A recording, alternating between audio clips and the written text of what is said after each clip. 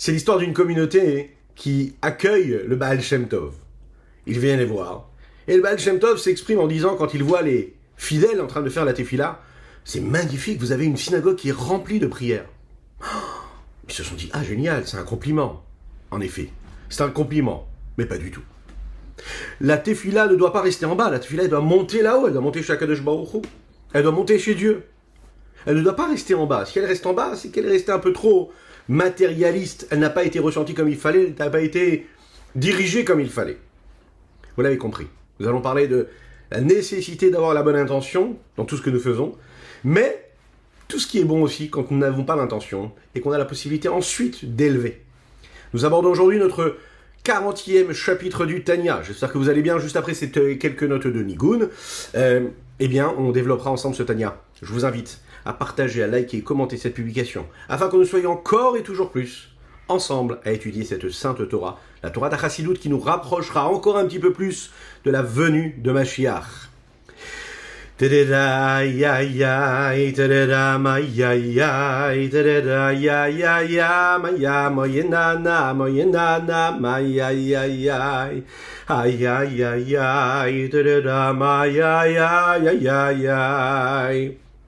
Tadada ya ya, ay ay ay ay, tadada ma ya ya, moyenana ma ya ya, ay ay ay ay. Ay ay ay ay ay ay, da da da da ma ay ay, da da ma ay ay, da da ma ay ay ay, moyenana moyenana, ay ay ay, ma ay ay ay, da ma ay moyenana, oh ay ay. Oye na na na, oye na na ma ya ya ma ya ya ya, oye na na ma ya ya da da ma ya ya, da ya ya, oh ya ya, da ma oye na na ma ya ya. Oh ya ya ya, da mam bibi bam bam. Qu'est-ce qu'il est plus important? D'être bâti, de connaître des livres, de maîtriser l'étude de la Torah, encore un livre, encore une page de Gemara, encore un Sefer, encore un livre, une connaissance où ce qui est important, c'est vraiment ce que nous avons dans le cœur, l'intention qu'on y met. La Chassidut vient nous apprendre que ce qui est le plus important, c'est la crainte de Dieu. D'abord, il faut vérifier que nous soyons bien des craignants Dieu.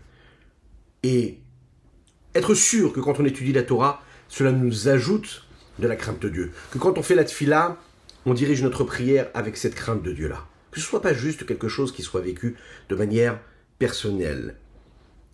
On peut être un érudit, mais ce qui est important surtout, c'est notre crainte du ciel.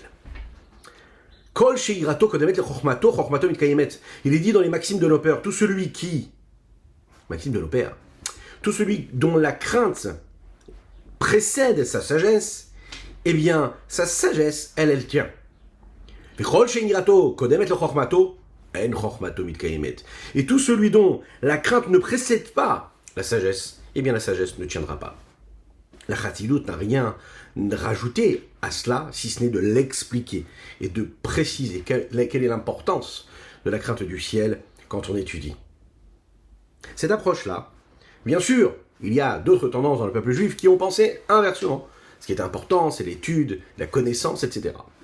Et Baruch Hashem, nous avons la Chassidut qui vient nous rapprocher un petit peu plus de la Torah de Mashiach, celle qui nous rappelle qu'on est toujours là pour faire quoi? Pour faire résider Dieu ici-bas sur terre, pour permettre à la lumière d'Akadosh Baruch Hu, l'intensité de lumière, d'irradier notre quotidien, d'irradier le monde dans lequel nous vivons, et bien sûr, d'influencer le monde entier et l'humanité tout entière du côté de la Torah, du côté des mitzvot et du côté de la sainteté. Alors, on va essayer de comprendre ensemble, dans cette première partie du chapitre 40, comment la Torah qui n'a pas été bien étudiée comme il faut, pourquoi est-ce qu'elle n'étudie, pourquoi est-ce qu'elle ne s'élève pas, pourquoi est-ce qu'elle ne monte pas dans les hautes sphères, dans les mondes supérieurs. On va comprendre aussi quelle est la différence entre ce qu'il y a entre le monde supérieur et le monde inférieur. Qu'est-ce que ça veut dire? De quel monde il s'agit ici? Et pourquoi est-ce qu'il y a cette nécessité de tzimtzum, de contraction, de voile? Parce qu'un homme étudie la Torah lorsqu'il pratique une mitzvah avec une bonne kavana, une bonne intention. Alors la Torah et la mitzvah qu'il est en train d'accomplir se transforment en quelque chose de nouveau, de neuf. Il a créé une nouvelle énergie. Il a créé une énergie et il devient une part réelle des 10 séphirotes, des 10 forces, des 10 énergies qu'il y a dans le monde de Bria, ou bien qu'il y avait dans le monde de Yetzira. C'est ce qu'on a compris dans le chapitre précédent, et c'est de cette façon qu'on peut s'attacher à Akadosh Baruch Hu, s'attacher à Dieu. Lorsqu'un homme accomplit une mitzvah et qui n'a pas de kavana, qui n'a pas d'intention dirigée vers Dieu, il le fait de manière technique, on l'a vu, on l'a compris hier aussi, et il le fait de manière routinière, parce qu'on l'a éduqué comme ça, il n'a pas créé de lien direct avec Dieu. Donc sa Torah ne peuvent pas s'unir, et ses mitzvot ne peuvent pas s'unir avec les 10 séphirotes, les 10 forces, les 10 énergies qu'il y a dans les différents mondes. Et à ce moment-là, il reste de manière superficielle et extérieure dans les mondes. C'est la raison pour laquelle le Zohar l'a dit, Saint Zohar, que la Torah qui est étudiée sans crainte et sans amour de Dieu, l'ofachalela, elle ne peut pas s'élever, elle ne peut pas monter là-haut. Alors mon petit oiseau, comme le disait l'autre, si tu n'as pas d'ailes, tu ne peux pas voler. Il faut avoir les deux ailes, la crainte et l'amour et la crainte de Dieu. Le Zohar nous le dit, tu n'as pas l'amour et la crainte, la Torah elle reste en bas.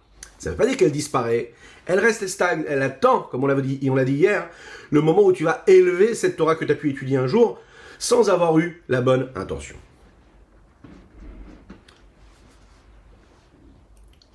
On a compris aussi que il y avait une autre forme d'étude et de pratique des mitzvot, celle qui était sans aucune intention.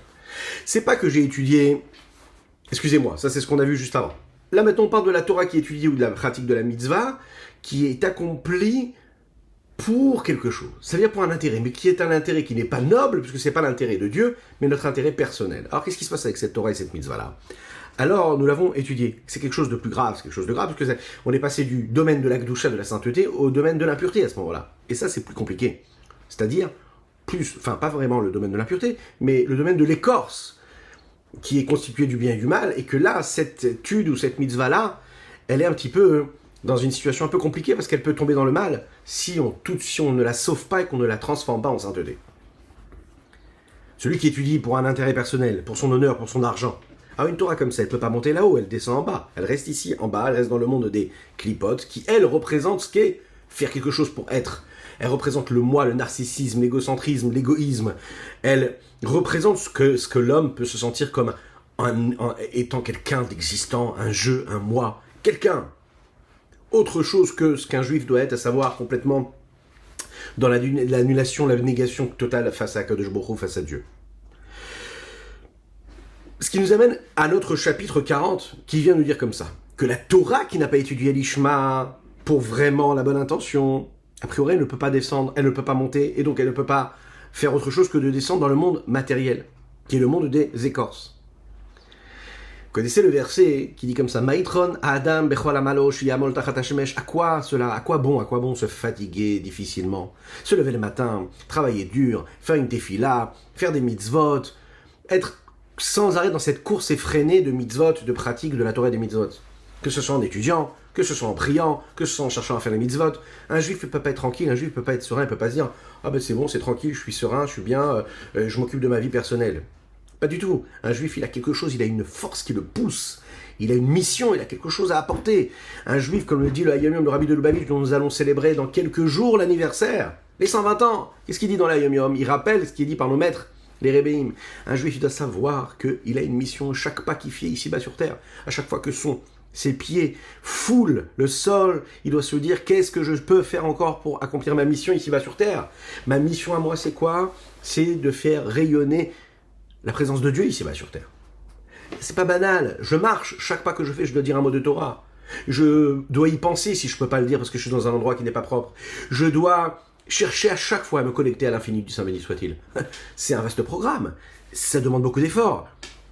Et qu'est-ce qu'il y a de spécial? Pourquoi est-ce qu'on a besoin de se fatiguer tellement sous le soleil? Pourquoi est-ce qu'on nous demande de tout cela? Écoutez ce qu'il dit, le Zohar.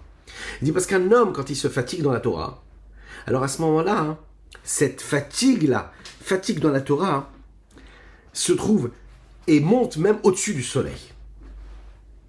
à condition que cette étude-là ait été formulée, les Shem Shamaim, pour Dieu. Donc, Maïtron Adam chez Amol Tachat Shemesh. Ça veut dire que, ici-bas, sous le soleil, bien sûr qu'il n'y a pas de supériorité, il n'y a pas de particularité, il n'y a pas d'intérêt à étudier la Torah si on reste sous le soleil. Quand est-ce qu'il y a de l'intérêt quand ça dépasse le soleil? Tachat Shemesh en Nitron. Aval Ma'ala min Shemesh Eshitron. En bas du soleil, il n'y a pas de particularité, il n'y a pas d'intérêt. Mais au-dessus du soleil, bien sûr qu'il y a un intérêt. Mais tu as le devoir de diriger comme il se faut, comme il se doit, ton étude de la Torah. Et qu'elle soit dirigée vers Dieu. Regardons dans les mots ce que le Rabbi Shlomo Zalman nous dit ici. Il lui dit comme ça. Tant que l'homme n'a pas réétudié ce qu'il avait étudié de manière mauvaise, avec une mauvaise intention, et qu'il n'a pas dirigé comme il fallait pour la bonne intention. Il a vécu comme une expérience d'études intellectuelles ou philosophiques, mais il n'a rien cherché de connexion à Dieu à travers son étude. Eh bien, il doit recommencer encore une fois à étudier et diriger comme il faut. Alors à ce moment-là, qu'est-ce qui va se passer en attendant? En limude ole afilo beser sirat amirot beolam yetzira vasiya. Eh bien, son étude ne monte même pas dans les 10 forces qu'il y a dans le monde de Yetzira et dans la Siya. C'est sûr que ça va pas monter dans le monde de Bria, c'est sûr que ça va pas monter dans le monde d'Atsilut, mais même dans le monde de Yetzira et d'Asiya, ça ne monte pas, ça ne s'attache pas aux 10 séphirot. Pourquoi? Qu'il y a séphirot, El Bechinat et le Kout. Les séphirot qu'il y a dans chaque monde, peu importe le monde, même si c'est un monde qui est plus bas que le monde de Atsilut ou de Bria, ok? Atsilut qui était noté ici dans le Tanya, mais il faut savoir qu'on dit comme ça, que le Rabbi Shlomo Zalman de l'Iyadi, il avait du mal à dire ce mot-là, Atsilut, parce que ça fait la référence même à l'essence même d'Akadosh Baruch Hu, de la puissance de Dieu. C'est rapporté dans l'Ayom Yom, toujours du Rabbi Menachem Mendel, le livre du Ayom Yom, dans lequel il y a toute cette maxime, tous ces dictons, toutes ces pensées-là, qu'on doit intégrer au jour le jour dans notre quotidien. Et il rapporte ça, il dit que le Rabbi Shlomo Zalman, il avait du mal même à écrire le mot Atsilut. Vous imaginez un petit peu ce que ça veut dire? Il écrivait Aleph, Tzadik, Yud, et après il n'arrivait plus à écrire la suite. Tellement c'est un mot qui représente l'intensité et la présence de l'infini du Saint béni soit-il. Et qu'est-ce qu'on est en train de nous dire ici?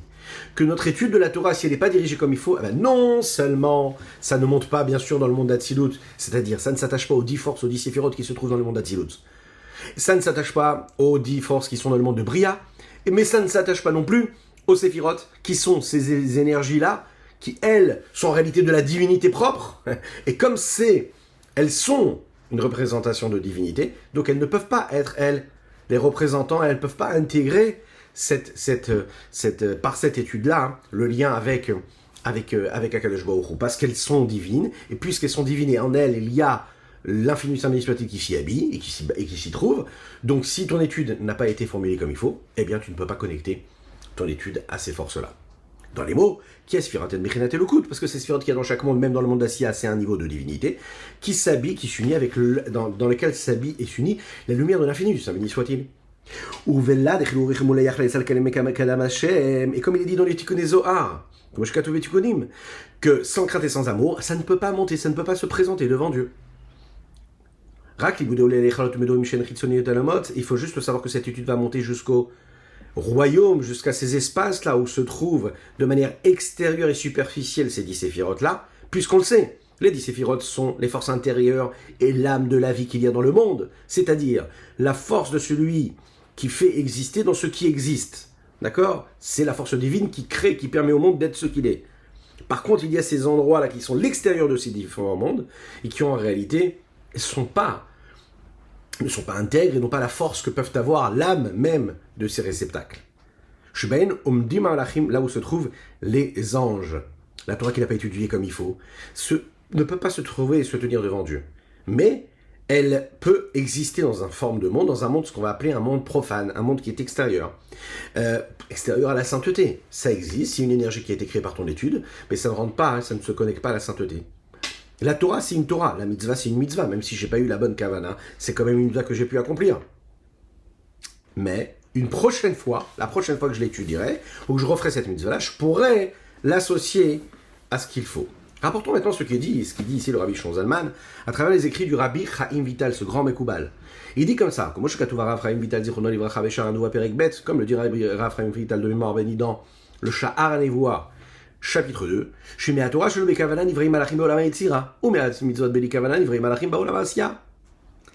quand un homme étudie la Torah, De la même manière que l'énergie physique qu'il est capable de faire sortir de ses mots, qu'il sort de sa bouche, d'accord? Cette énergie-là ne disparaît pas. Le contenu spirituel qu'il y avait à l'intérieur aussi ne disparaît pas. Le verset que j'ai lu, la page de Gemara que j'ai étudiée, c'est une forme d'expérience spirituelle qui n'est pas juste une expérience qui est venue et qui s'en va aussi vite qu'elle est arrivée, c'est quelque chose qui s'ancre, qui se matérialise quelque part, d'une certaine forme, d'accord, sous une certaine forme. Maintenant, cette expérience et cette existence spirituelle qui relie la chose, c'est-à-dire l'étude ou bien la mitzvah à l'homme, il y a différentes façons de le vivre. Il y a une connexion qui peut se faire, il y a un lien qui peut se faire qui est profond parce qu'il a été bien intentionné, et il y a un lien qui va être beaucoup plus superficiel, beaucoup plus extérieur. La raison pour laquelle, dès l'instant où cela a été fait, elle existe en fonction de l'endroit où il se trouve, ou ce qu'elle a réussi à créer. Si cette Torah qui a été étudiée n'a pas étudié comme il faut les Shem Shamaïm, alors elle va rester à l'extérieur. Il y a par exemple à ce moment-là des anges qui vont être créés, mais à un niveau d'ange qui va être des anges qui stagnent quelque part. Ils ne sont pas dirigés. Ça veut dire que tu as créé des anges, des forces, qui sont là et qui sont un petit peu figées, qui ne savent pas où aller. Elles sont un peu aveugles. Comme le dit le Ravadin d'Israël dans son explication du Tanya, ils sont là, mais ils ne sont pas dirigés. C'est une forme d'existence spirituelle de sainteté dont l'esprit intérieur et profond ne s'exprime pas. D'accord?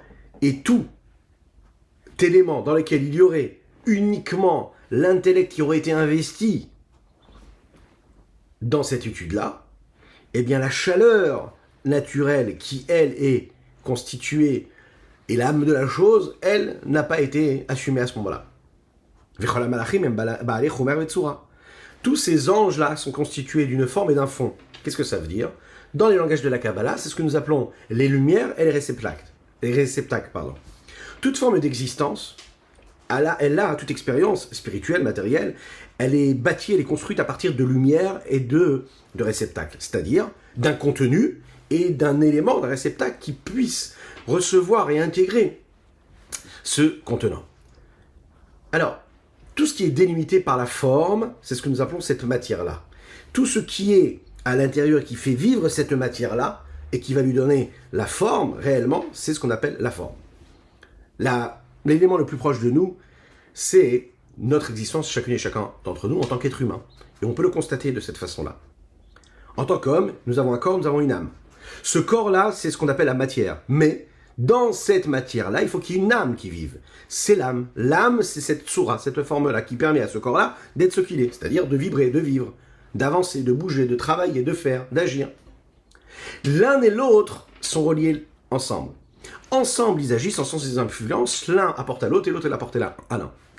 Le corps peut vivre grâce à la vie que l'âme lui apporte, c'est-à-dire le corps est en train d'exprimer la vie, la volonté, les peurs, les rêves, les tracas, les soucis, les joies que l'âme peut lui faire ressentir, et donc il est l'expression de ce que l'âme peut ressentir, et l'âme elle-même, elle ne peut exister que si le corps, lui, peut agir, en fonction des limites et des descriptions que peuvent lui offrir ce gouffre, ce corps-là.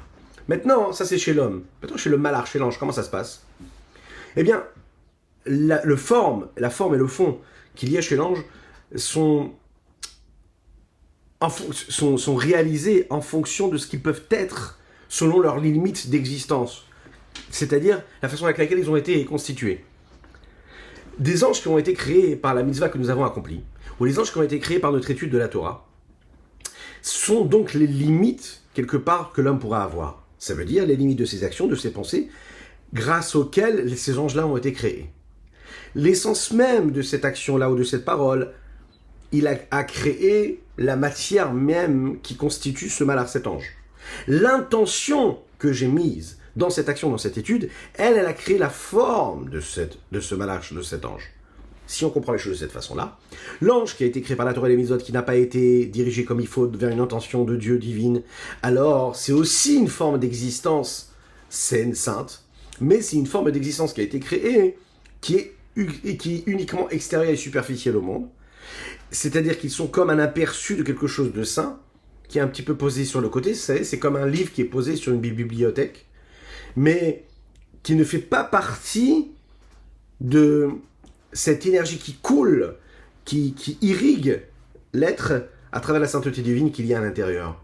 La Torah qu'un homme va étudier, ou la mitzvah qu'un homme il va faire, même sans kavana, même sans intention, ne vont pas être perdus complètement, ne disparaissent pas.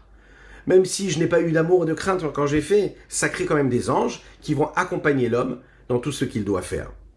Ça va influencer en lui cette gdusha, cette sainteté, parce que c'est très important de le savoir, et c'est la nécessité qu'un homme doit toujours garder en lui, c'est-à-dire, par contre, une Torah qui est étudiée, mais chez l'olishma, pas avec une bonne intention. Juste comme ça, banalement. Désintéressé ou intéressé, mais pas pour l'intention qu'il faut, à savoir l'étudier parce qu'Akadosh Baruch Hu, Dieu nous l'a demandé. Alors non seulement que ce n'est pas une intention qui était bonne parce que je ne l'ai pas fait pour Akadosh Baruch Hu, par exemple, que j'ai étudié, parce que j'avais l'habitude d'étudier.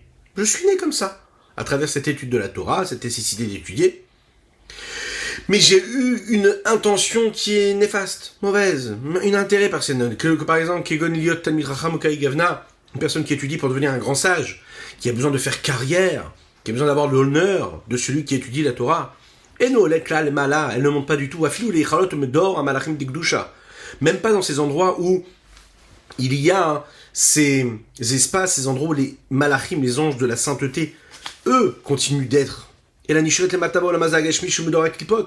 Cela reste ici-bas dans l'endroit où il y a les clipotes, les écorces. Ça ne touche même pas du tout ces niveaux de sainteté-là. Et la nishret le matabo la mazageshmi shumudor klipot, parce que ça te bloque en bas, comme il est dit dans le Zohar. Chelek gimel daf lamed alef amud bet. Troisième partie, page lamed alef, 31. Amud bet vidaf kufraf alef amud bet ayin sham, pour celui qui veut aller regarder ce qui est écrit dans le Zohar. Ayin milal salka ou vakarin roulé veitatar madeitar. Hitav tav roulé. Cette parole là que tu as prononcée, elle va monter, elle va scinder et elle va plus que scinder, elle va transpercer tous les cieux afin de monter le plus haut possible. Ce qui va être réveillé, et donc c'est très très bien parce que ça va réveiller quelque chose de positif, d'accord, un surplus de lumière et de dévoilement de Dieu, et verroulé, etc. Ayen Sham, on peut aussi regarder là-bas la suite, ce qui est dit aussi dans le Daf Kouf et Hamoud Aleph. Mila de Uraita itavid mine qu'elle a sal écroulé. La parole de la Torah, il y a un son qui monte et qui se crée à travers cette parole de la Torah que l'on a prononcée. Vidav Kouf Samerchet Hamoud Bet. Kalin de Uraita Utslota Bakin Rekin. Il est dit là-bas que les sons de la Torah, les voix de la Torah de la Tefila, elles transpercent tous les cieux. Dans cette note-là, on a pu voir et on peut constater comment est-ce que le Rabbi Shlomo Zalman nous a emmené des références du Zohar sur ce fait-là, que les paroles de Torah qu'un homme est capable de donner, de dire et de faire, il est capable de les faire monter au-dessus de lui, dépasser ce monde-là dans lequel nous sommes, transpercer tous les cieux et monter très très haut. Kimosh Katou va Zohar, comme il dit le Zohar, al-Pasuk sur le verset Maïtron la Adam echol amalosh yamol tachat hashamesh. Kohelet, c'est une question qui pose là-bas Kohelet. Quel est le but d'un homme ici-bas sur terre? Pourquoi est-ce qu'il se fatigue ici-bas sur terre? Alors sous le soleil, il n'y a pas de mission, il n'y a pas de raison. Bien sûr, pourquoi est-ce qu'on se fatigue tellement? Accomplir la Torah, accomplir les mitzvot, s'investir, faire beaucoup de choses tellement difficiles parfois, se lever le matin et à faire tout ce que nous avons à faire pour accomplir la Torah et les mitzvot. À quoi bon toute cette fatigue? Eh bien, tachat hashemesh enitron aval ma'alam min hashemesh tieshitron. Sous le soleil, bien sûr, qu'il n'y a pas a priori d'intérêt. Mais pour ce qui se passe au-dessus du soleil, là, il y a un intérêt. D'afilou malade de Raïta, Yavid Begin et carré. Même la fatigue de la Torah, si tu l'as fait pour toi-même, hein, alors à ce moment-là, elle ne peut pas monter. Elle va rester en bas du soleil. Ça monte pas. La Torah et les mitzvot, ça fait partie vraiment de la construction de l'homme, de ce qu'il établit, ce qu'il bâtit ici-bas sur terre. Ça ne peut monter au-dessus du soleil. Pourquoi? Parce que l'homme est justement en train d'attendre un intérêt personnel. Donc ça ne se détache pas de lui. Donc ça ne peut pas intégrer une force infinie et qui le dépasse. C'est ce que les Chachamim nous disent dans la Gemara Psachim. C'est l'histoire d'un Talmid Chacham qui lui est tombé malade. Et quand il a retrouvé la bonne santé, son père lui a dit « Qu'est-ce que tu as vu là-haut lorsque tu étais en ce moment-là où tu as failli nous quitter, que Dieu nous en préserve ?» Et parmi tant d'autres choses, il a répondu comme ça. Il a dit « Là-bas, dans ce monde-là, spirituel, dans ce monde futur, ce qu'on appelle le monde d'après quelque part, voilà ce qu'on pose la question. On dit, là-bas, on dit « Ashrei » heureux est celui qui arrive ici et qui a son étude avec lui. Et qu'est-ce que ça veut dire Talmudo Beyado? C'est-à-dire quoi? C'est qu'il a son livre de Talmud avec lui. C'est-à-dire qu'il a étudié beaucoup de pages de Gemara. Qu'est-ce que ça veut dire heureux est celui qui arrive dans le monde futur avec son Talmud? avec ça dans ses mains. Il ne vient pas les mains vides, il vient avec quelque chose dans ses mains. Qu'est-ce que ça veut dire? Quel est le sens profond de cela? Ou Firouche. Chez l'Onishar les Mata Baolamazé, de la même manière qu'un homme, quand il part de ce monde-là, il laisse dans ce monde-là, qu'est-ce qu'il lui laisse? Il laisse tout son argent, il ne prend pas ça avec lui. D'accord? Mais il faut savoir aussi que quand il va laisser son argent, il va laisser aussi sa maison, ses vêtements, tout ce qu'il avait. D'accord? Mais tout ce qui est physique et matériel, ça il le laisse. Par contre, tout ce qui est de l'esprit, tout ce qui est spirituel, et également, il faut savoir, toutes ces choses-là, spirituelles et saintes, a priori, mais qui sont reliées à ce monde-là ici-bas, lorsqu'il monte dans le monde de la vérité, on va lui poser la question, on va lui dire, est-ce que tu as fixé un temps pour étudier la Torah? Est-ce que quand tu as commercé, tu as échangé, tu as travaillé, est-ce que tu l'as fait avec une véritable foi? Est-ce que tu as eu la confiance en Dieu? Est-ce que tu t'es dit, quand tu ouvres ton commerce, c'est uniquement les clients qui vont faire que je vais gagner ma vie? Ou est-ce que tu t'es dit que tout ça, c'est juste un jeu et que c'est en fait Hachem qui est Zanou Mefarnes la colle, qui va te nourrir, qui va te donner ce dont tu as besoin? L'homme qui peut dire, oui, mais moi j'étais très très riche. L'autre qui peut dire, oui, mais moi j'étais quelqu'un qui avait une très très belle maison. Là-bas, quand il arrive là-bas, il n'y a rien qui tient. Tout ça c'est futile, c'est banal, ça n'a pas d'importance du tout. Maintenant, une personne qui a étudié la Torah et qui monte là-haut et qui dit, voilà, j'ai étudié tant de chapitres, j'ai réussi à étudier tant et tant de livres, tant et tant de pages de Gemara. Qu'est-ce qu'on va lui dire à lui? Est-ce qu'on va prétendre que ce qu'il a fait c'est quelque chose de positif? Est-ce qu'on va dire que cette Torah-là, il peut l'amener là-haut? En réalité, on va comprendre que ce qu'il a pu avoir, ce qu'il a pu étudier, les niveaux qu'il a pu atteindre intellectuellement ou philosophiquement, ça ne monte pas avec lui, ça reste en bas. Ça a l'air terrible. En fait, la Torah qu'on étudie, elle peut rester ici-bas. Si on veut vraiment qu'elle monte là-haut, il faut vraiment faire un effort. Alors on peut se poser la question, on dit, mais a priori la Torah et Akadosh Baruch Hu c'est une seule chose. Pourquoi? Parce que la Torah c'est quoi? C'est la sagesse de Dieu, c'est la volonté de Dieu. La Torah c'est la volonté de Dieu. Ok, et si c'est la volonté de Dieu, donc quand moi j'étudie la Torah, je suis déjà en train de vivre selon le rythme de Dieu, du divin. Alors qu'est-ce que ça veut dire que j'ai étudié la Torah et la Torah elle reste en bas et elle monte pas là-haut? Comment est-ce possible? Arrête.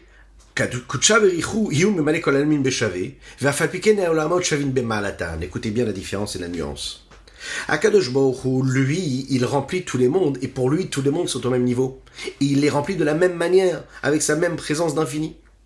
Mais tous les mondes, eux, c'est-à-dire les mondes supérieurs ou inférieurs, reçoivent une vitalité d'Akadosh Baruch Hu, mais on peut voir que tous les mondes ne sont pas les mêmes.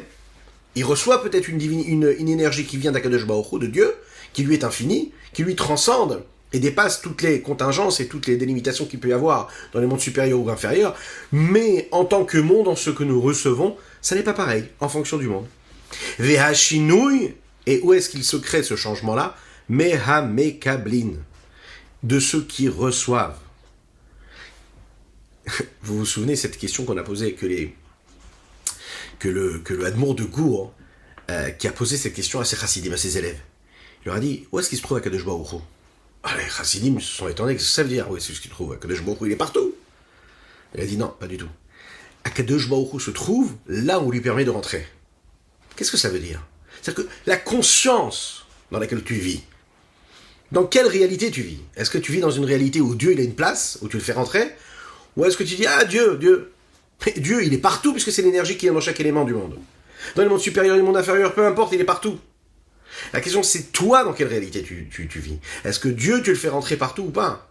Donc est-ce que Dieu se trouve là où toi tu le laisses entrer? Ça dépend de celui qui reçoit. Il y a à ce moment-là une différence entre les différents mondes. Bebet Bechinot, à deux niveaux. La première point, c'est qu'Akadosh Baruch Hu se trouve dans tous les mondes de manière égale, mais la façon avec laquelle il va se dévoiler, il va se révéler, est en fonction du monde dans lequel il se trouve. Il y a des mondes qui sont très élevés, des mondes qui sont moins élevés. De la même manière qu'un homme, il peut être lié à d'autres personnes de manière égale. Il peut parler avec eux de manière égale.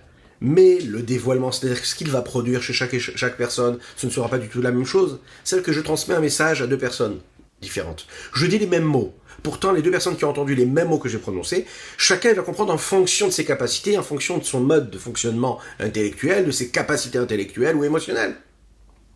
Pourtant, les mêmes mots, j'ai dit, les mêmes phrases, la même idée, j'ai transmis. Mais celui qui reçoit de manière différente. Pareil pour Akadosh Baruch Hu. Première chose, il donne un message, il donne une divinité, il donne une énergie divine. Chaque monde, en fonction de ce qu'il est, va recevoir ce qu'il est capable de recevoir. Ve'ashenit, deuxième élément qu'il faut bien comprendre, chez Mekablim, Beliluvushim, Masachim, Rabim, Kolkach, Tartonim. La différence qu'il y a entre les mondes supérieurs et inférieurs, c'est qu'il y a moins d'écrans, il y a moins de voiles, il y a moins de choses qui empêchent, qui influencent et qui du coup altèrent cette lumière et ce dévoilement divin. On l'imagine, dans les mondes supérieurs, les écrans sont moins opaques et bloquent un peu moins la lumière, puisqu'ils sont plus du côté spirituel. Alors que dans le monde matériel, on est bien sûr avec des écrans qui sont beaucoup plus opaques. Ve'olam hazeh, et le monde dans lequel nous vivons ici, ou olam shafel bebrinotelu, bebet bebrinotelu, le monde dans lequel nous vivons, il dépend justement de ces deux niveaux-là. Première chose.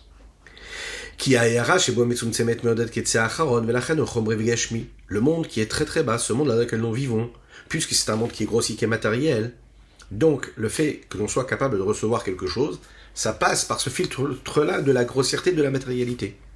Donc, c'est automatiquement beaucoup plus limité, beaucoup plus estompé, puisque l'existence même du monde dans lequel nous vivons est basée sur le lien que nous avons avec le corps, avec quelque chose de physique, de matériel. Et puisque la Neshama, l'âme qui vit dans ce monde-là, elle est en symbiose totale avec la matière, avec le corps, alors c'est la raison pour laquelle on n'est pas capable de recevoir et d'intégrer en nous, par l'intermédiaire du corps, autant de force et de saisissement qu'on serait capable de recevoir si on était dans un monde qui est supérieur à la matière et aux limites de la matière. La deuxième limite, qui est donnée ici, elle touche aussi à la clarté qu'on est capable, à ce qu'on est capable de recevoir. Nous sommes des êtres qui sont tout petits, et non seulement Akadosh Baruch Hu, quelque part, il nous parle avec des mots qui sont condensés, compressés, qui sont voilés, qui subissent ce tzimtzum-là, mais aussi nous, ceux qui reçoivent, ceux qui recevons, on le reçoit à travers ces écrans, et on a besoin de faire aussi un effort d'adaptation. Donc en fait, l'intensité de lumière, elle est complètement altérée. Et jusqu'à ce qu'elle s'habille à travers l'écorce de Noga, afin de faire vivre chaque élément de ce monde-là, qui soit des éléments purs, quand il s'agit de la clipa de Noga.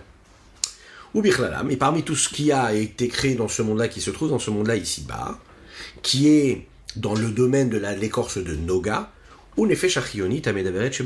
c'est l'âme vitale qui se trouve dans chacune et chacun d'entre nous, du peuple juif, et qui, elle, lui permet de parler. C'est ce qu'on appelle l'âme vitale.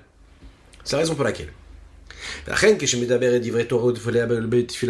Quand elle prononce cette âme vitale à travers les expressions du corps de l'homme, quand elle s'exprime de manière pure, de manière positive et de manière saine, mais surtout qu'elle a une bonne kavana, alors à ce moment-là, tu fais quelque chose de positif, réel.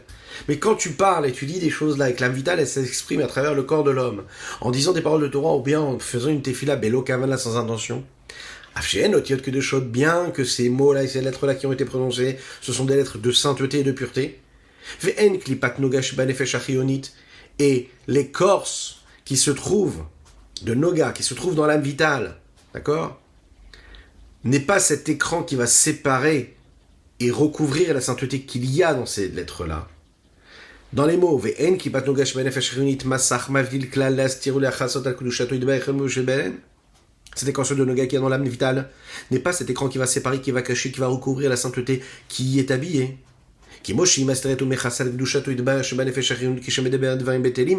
Comme elle est capable de cacher, de voiler la sainteté et l'intensité de lumière qu'il y a dans l'âme vitale quand elle est en train de prononcer des paroles futiles et banales.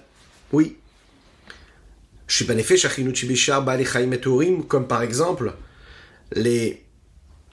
ce qui peut se passer par exemple dans l'âme vitale qui permet à tous les autres êtres qui sont par exemple les animaux purs, qui eux aussi reçoivent une forme de sainteté, une étincelle divine, une étincelle de sainteté qui leur permet d'être ce qu'ils sont.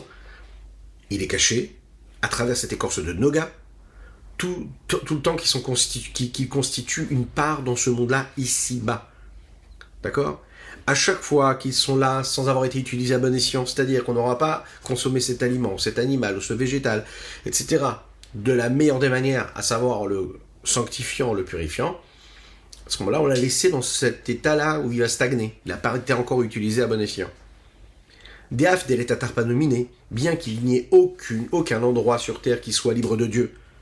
C'est-à-dire, il faut savoir que la question sur l'essence même de la raison pour laquelle Dieu se cache, comment ça se fait que le divin puisse se cacher alors qu'on sait que Dieu ne peut pas laisser un seul instant, un seul espace qui soit libre de lui, qui soit vide de lui. Alors comment ça se fait qu'on peut cacher quelque part un Kadosh Baruch Hu alors qu'il est partout et qu'il est tout? Kol Makom, tout de même, il faut savoir qu'il y a il est celui qui est caché parmi tout ce qui est caché. Kadosh Baruch Hu se trouve partout, mais il n'est pas visible, il ne se dévoile pas. C'est la raison pour laquelle il est appelé dans les textes de nos sages, Vénikra, Kel Mistater. C'est un Dieu qui se cache. Et en fait, dans ce terme-là, il y a deux niveaux de façon de se cacher. Un, parce que ce qui est caché se cache, d'accord ? Deux, la raison pour laquelle il est caché, c'est il ne dépend pas de mode de fonctionnement qui le permettrait de se cacher. Il est au-dessus même des limites de ce qui correspond à ce qui se cache par rapport à ce qui pourrait être dévoilé. On est au-dessus de tout. Et même ce qu'on est capable de recevoir de sa vitalité à lui, de sa lumière, de son rayonnement. Ils vont se cacher à travers tous ces vêtements, tous ces écrans, tous ces rideaux-là, qui sont là, multiples et puissants, afin de permettre que cette lumière de Dieu puisse s'habiller et se cacher à travers ce vêtement de Noga, entre guillemets. Ce qui n'est pas le cas dans les mots de Torah, dans les paroles, dans les lettres qu'on prononce, qui, eux, concernent l'étude de la Torah, ou bien la Tefila. Des Adraba, au contraire. L'écorce de Noga se transforme en bon, en bien, et elle s'inclut dans la Gdusha, comme nous l'avons dit plus haut. Mais Kol Makom, il faut le savoir que cette lumière qu'il y a en elle, Migdushato Idbarech, de leur sainteté, du Saint béni soit-il, elles sont compressées et condensées jusqu'à l'extrémité. Mais Achar, Sheakol, Ve'adibur Gashmi, puisque par définition la voix, le son de la voix qui prononce ces lettres-là, c'est quelque chose de matériel. Aval Bitfila Bekavana Vetora Bekavana Nishma. Par contre, quand un homme y réussit à avoir une bonne kavana, une bonne intention, il dirige comme il faut. Area Kavana Mitlabeshet Botiatadibur. La bonne intention, elle s'habille dans les lettres de la parole qu'il est en train de prononcer. Pourquoi? Oh, il vit Mekor Veshoresh la haine. Parce qu'en fait, elle est la source et la racine même de ces lettres-là, cette intention-là. Celle qui correspond à le lien qu'il y a avec Dieu, puisque chez Mechamato Bisibato, Medaberotiatelu. Pourquoi est-ce que cet homme-là est en train de prononcer ces lettres-là et ces mots-là? Mais justement pour s'attacher à Dieu. Donc en réalité, quand il est dans la bonne intention, automatiquement il réussit à confirmer ce lien qu'il a avec Akadosh Baruch Hu, avec Dieu. Pour faire sortir, si vous voulez, l'acte, le mot de Torah ou bien la mitzvah du domaine de la grossièreté de l'existence physique et matérielle, il faut qu'il y ait un point quelconque qui rappelle dans cette mitzvah-là qu'il y a un lien et un rapprochement, une connexion avec Dieu, entre l'homme et Dieu, à travers cet acte-là. Akadosh Baruch Hu, lui, il donne des recommandations dans la Torah, il y a des mitzvot dans la Torah, et quand nous, on accomplit ce qu'Akadosh Baruch Hu nous demande, alors on agit et on se connecte à lui. Nous, on accomplit et on fait ce qu'il nous demande. Et à ce moment-là, les mitzvot, elles existent dans le monde. C'est ce qui réussit, ce qui permet, en fait, ce lien qui est entre le supérieur et l'inférieur. La reine, c'est la raison pour laquelle la kavana, l'intention, elle est tellement importante. Ma'ala Otan, c'est elle qui élève les lettres de la parole, et les lettres de la parole qui sont les paroles de la Torah, qui ont été dites dans ce monde-là, Had Mekoma, jusqu'à son niveau, c'est-à-dire jusqu'au niveau même de la kavana, telles qu'elles apparaissent où ça? Be'eser Sfirot Yetzira, au Bria, jusqu'au monde de Yetzira, ou de Bria. Pourquoi les films chez Ibedechidou Rechimu Sichlimotevim, Kaniskarliel, comme nous l'avons dit dans le chapitre précédent, en fonction de ce que cette intention a été nourrie et pétrie d'amour et de crainte de Dieu, intellectuel ou parfois naturel, émotionnel, en fonction du niveau comme on l'a vu plus haut. Vesha, mais là-bas, c'est-à-dire dans les 10 séphirotes du monde de Yetzira ou dans le monde de Bria, mais Yerumigal et Orensov Baoru, Shuratson Elion Baoru, il y a le dévoilement de la lumière de l'infini, du Saint béni soit-il, qui est la volonté suprême et supérieure de Dieu, qui elle dépasse tous les mondes. Qui quoi? Amulubeshel Baotiot, à Torah Shelomed, qui s'habille dans les paroles, les lettres de Torah qu'il est en train d'étudier, ou Bekavanatan, et dans l'intention qu'il est en train de leur donner. Ou bitfila ou bekavanata, ou bien la tefila qu'il est en train de formuler, et des intentions qu'il est capable d'avoir pendant la tefila. Comme nous avons l'habitude de dire, c'est un des ayamions du rabbi de Lubavitch, qu'une personne doit avoir la kavana. Quand on prie, on doit avoir des kavanotes. Maintenant, la Kabbalah a dit qu'il faut avoir des kavanotes précises. Il y a des kavanotes précises sur chaque moment de la tefila, etc. Tant celui qui n'a pas la possibilité d'avoir cette force-là, ou le temps, ou la maîtrise de toutes les kavanotes qu'il y a à avoir quand on fait la tefila, alors il doit se dire que il doit avoir une kavala globale, une intention globale, et dire à Kadosh Baruch Hu, voilà, je prie comme je peux, à travers mes mots et ma prière, et en fonction de mon niveau. Mais sache qu'en réalité, ce que je te demande, c'est de faire en sorte que tout ce que je viens de dire dans ma tefila et de la formuler, puisse être sous la coupe et soit influencé par toutes les kavanotes qui ont été décrites par la Kabbalah. Même si on ne maîtrise pas ces kavanotes, on demande à Kadosh Baruch Hu de faire en sorte que notre tefila, elle soit prise dans cette globalité-là des kavanotes. Donc il y a un moyen quand même de se connecter à quelque chose de très très fort. Il faut juste le vouloir. Il faut juste être un peu concentré et savoir ce qu'on veut en réalité quand on est en train de prier ou quand on est en train de faire une mitzvah. Ce qui peut être libéré comme lumière ou dévoilé grâce aux lettres de la Torah, c'est quelque chose de très très fort. Via mitzvah et la mitzvah, ba'olam hazeh geshmi lo mina velo miktsata. Il faut savoir que le dévoilement qu'il y a dans une mitzvah ou dans les paroles de la Torah ou de la Tefila, quand elles éclairent à travers les 10 forces du monde de Yetzira, ou bien dans le monde de Bria, c'est bien plus élevé que le dévoilement qu'il pourrait y avoir à travers ces mitzvot-là et ces paroles de Torah dans ce monde-là. Pourquoi ? Parce qu'on atteint la force première, l'énergie première de cette mitzvah, de cette énergie, de cette kavala qui trouve sa force et là où elle est, ou là où elle se trouve véritablement, là-haut, dans les mondes les plus élevés, à savoir Adet Ket Sayamin, jusqu'à la fin des temps. Qu'est-ce que ça veut dire la fin des temps ?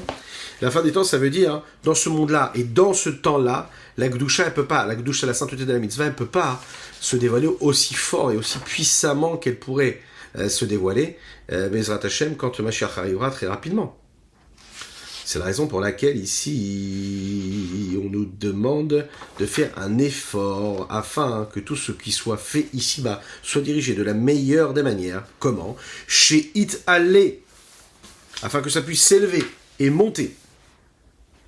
Migash Miuto, et se détacher de sa matérialité.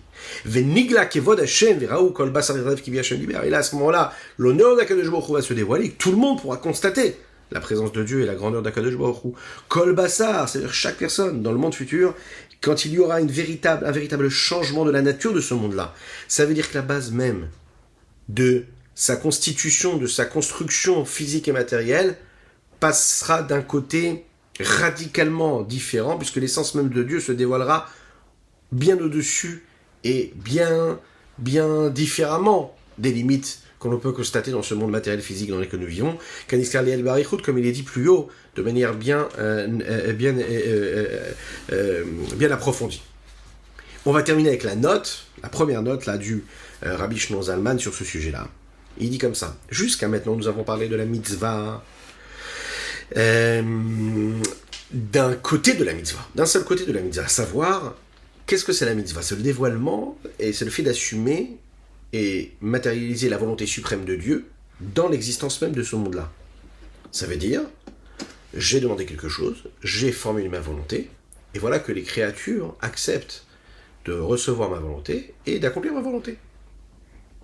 Ici, le Rabbi Shimon Zalman, il va nous rappeler quelque chose de particulier, et il va nous dévoiler un pan de la mitzvah qu'on n'avait pas dévoilé avant.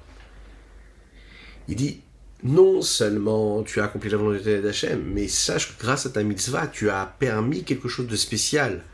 Et quelque chose de spécial qui va se passer dans les mondes supérieurs. Tu as produit quelque chose à travers ta mitzvah. Vesham est là-bas, dans ces mondes supérieurs, dans les 10 séphirotes qu'il y a dans le monde de Yetzira, dans les 10 séphirotes qu'il y a dans le monde de Bria, vers lesquels ta Torah ou ta mitzvah est montée parce que tu as eu une bonne kavana, Meir ou Midgale Gamken Aichud Ailion, va se dévoiler aussi également l'union et l'unicité suprême qui a été causée à Naaseh Bechol Mitzvah et Talmud Torah, dans chaque mitzvah et dans chaque étude de la Torah. C'est l'union et l'unicité même de ces différentes vertus du Saint béni soit-il. Parce qu'on sait que chacune est imbriquée l'une dans l'autre, est inclue l'une dans l'autre. Et à ce moment-là, les rigueurs, les gvurot, elles sont adoucies par les chassadim.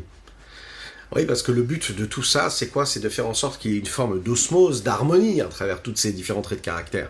Et grâce à ça, on y arrive.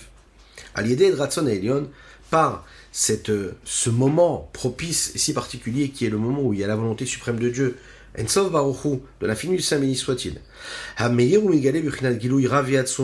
qui va se dévoiler avec une force et une puissance, par le réveil du bas.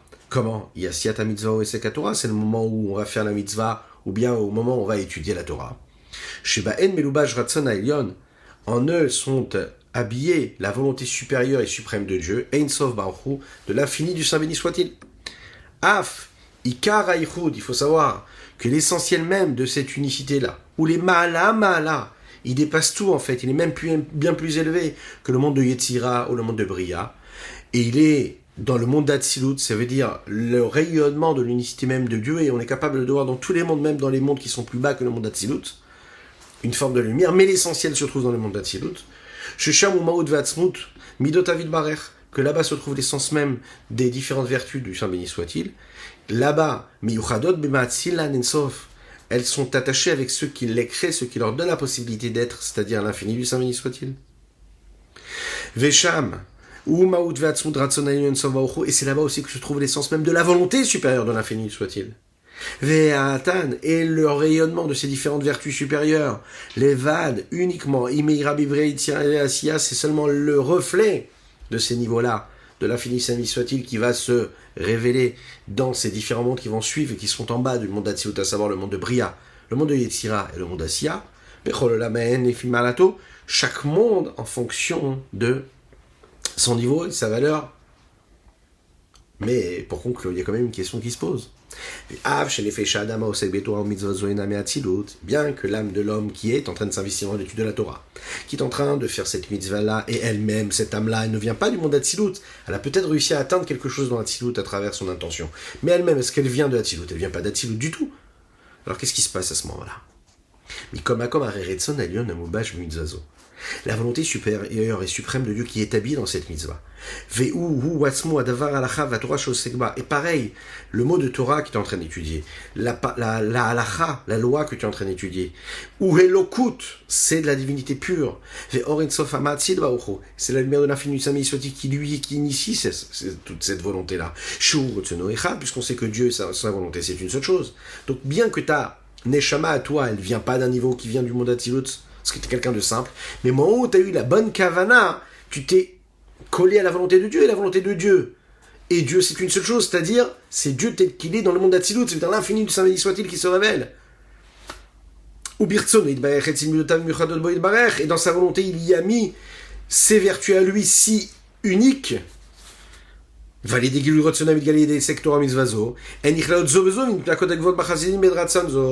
donc automatiquement, au moment où toi, tu as fait cet effort-là, tu t'es bien comporté, tu as eu la bonne intention, alors tu as réussi à faire en sorte qu'il y a eu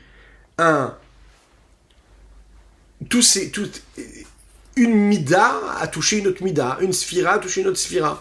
Et donc toi ici-bas, en fait, même si ton âme, elle n'est pas dans Atsilut, mais tu as réussi à faire en sorte que les rigueurs ont été à ce moment très propice là, de la volonté d'Hachem, parce que ça a été assumé à ce moment-là, avec ton petit geste, tu as été capable de te connecter à quelque chose d'infini, et de transformer, de faire en sorte que les rigueurs aient été adoucies par les vertus de bonté d'Akadosh Baruch Hu. Voilà ce qu'on pouvait dire sur notre Tania qui est assez dense aujourd'hui, qui, Be'ezrat Hashem, on aura l'occasion de développer encore un petit peu plus tous ces sujets avec